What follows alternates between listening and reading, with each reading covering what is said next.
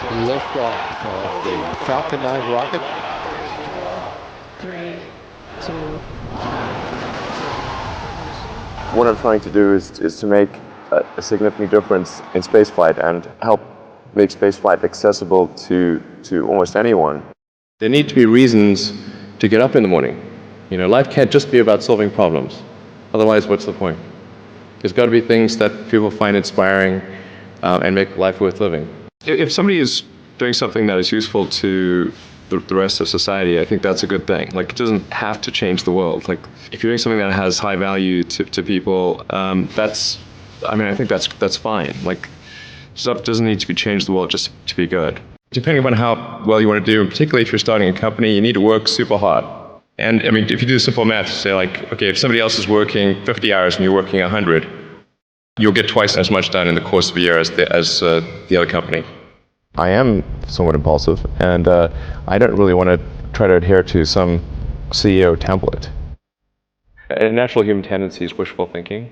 A challenge for entrepreneurs is to say, well, what's the difference between really believing in your ideals and sticking to them versus pursuing some unrealistic dream? That is a really difficult thing to tell. Can you tell the difference between those two things? I think certainly being focused on something that you're confident will have high value to someone else, and just being really rigorous in making that assessment.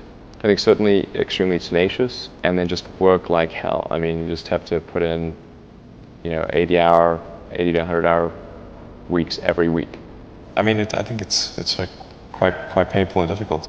So all those things improve the odds of success.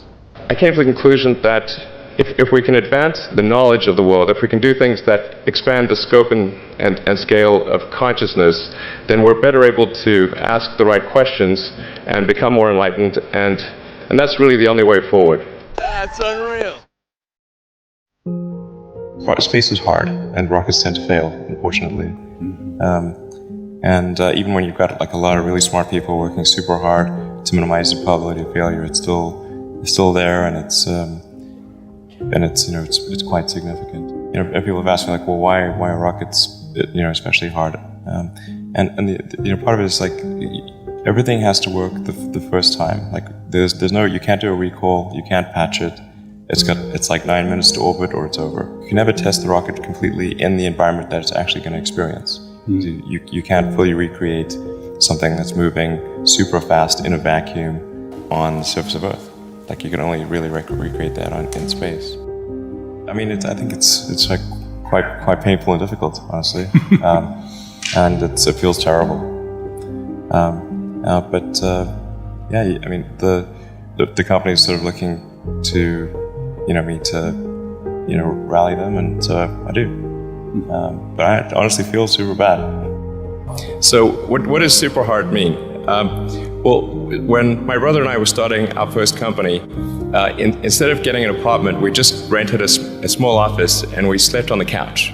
And we showered at the YMCA, and we're so hot up we had just one computer. So the website was up during the day, and I was coding at night. 7 days a week, all the time.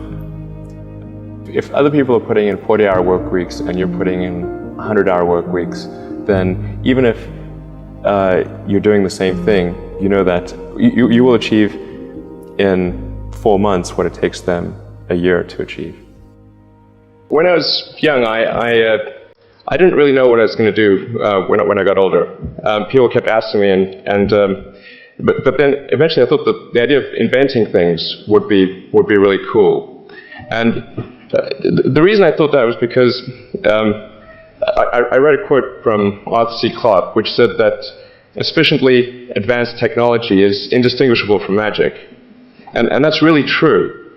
If you go back, say, 300 years, the things that we take for granted today you'd be burned at the stake for.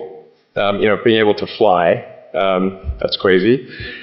Being able to see over long distances, being able to communicate, having effectively with the internet a group mind of sorts, and having access to all the world's information instantly from almost anywhere on the earth.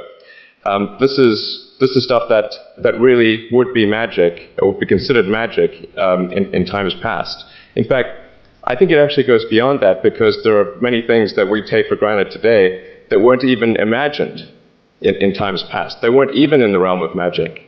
So it actually goes beyond that. So I thought, well, you know, if I can do some of those things, basically if I can advance technology, then that's like magic, and that would be really cool. And I was at sort of a slight existential crisis, because I was trying to figure out what does it all mean? Like, what's the purpose of things? And I came to the conclusion that if we can advance the knowledge of the world, if we can do things that expand the scope and scale of consciousness, then we're better able to ask the right questions and become more enlightened, and that's really the only way forward. For any given company, just can keep thinking about, are these efforts that people are expending, are they resulting in a better product or service? And if they're not, stop those efforts. And then the final thing is don't just follow the trend.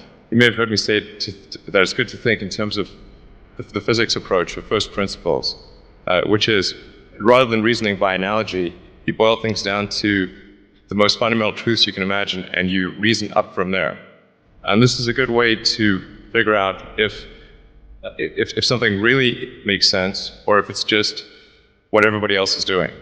It's hard to think that way. You can't think that way about everything. It takes a lot of effort. But if you're trying to do something new, it's the best way to think. And that framework was developed by physicists to figure out counterintuitive things, like quantum mechanics. So it's really a powerful method. I think that the final thing I would encourage you to do is, now is the time to take risk. You don't have, you don't have kids. Your obligation. Well, sorry. Probably don't have kids.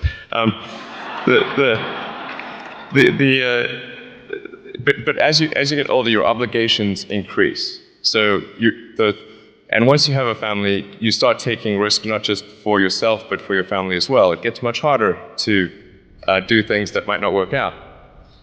So now is the time to do that before you have those obligations. So I would encourage you to take risks now. Do something bold. You won't regret it. Thank you.